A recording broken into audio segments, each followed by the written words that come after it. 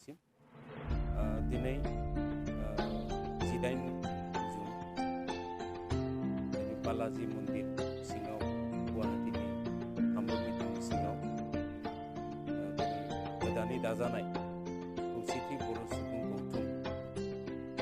United बड' people फेडारेसन बे आफादनि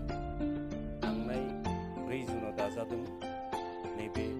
अडिट'रियाम हलावनो आरो थिग दिनै सेन्ट्रेल कमिटि वर्किं बडिनि बा वर्कार्सनि आरो पर्टफलिय'नि दिनै टेकिं जागोन सरबांसा लानायनि हाबाफारि दं दसे उनाव जागायसिगोन बेनि थाखाय जोङो लाहार फाहार खालामदों आरो बिटिसिनि बायजोआव थानाय जा खौसेथि बर' सुबुं आफाद आरो बिथांमोननि जा हाबाफारि बिथांमोनखौ नोजोर होनानै जोङो जाहाथे खौसेथि बर' सुबुं आफादनि अनगायै गुबुन मोनसे आफाद जोनोम मोनदों बर' कसारि वेलफेयार अट'नमास काउन्सिलखौ मोजाङै दिथा लाखिनो आरो जौगाथाय लाबोनायाव जाहाथे समानै मोनथायखौ मोनो मोनफ्रोमबो जिल्लाया गासैबो बर' माहारिया जोंनि गांनाय उखैनाय गासैबो जेंनाखौ जाहाथे सुफुंजोबनो हायो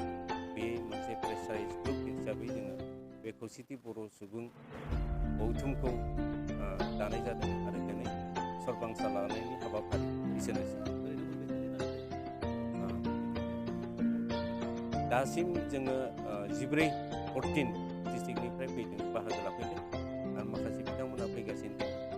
जिहेतु बयबो नोंथांमोना मिथिगौ अखा हानाय बोथोर गायनाय फुनाय बोथोर बिथांमोना माखासे फैनो हायाखै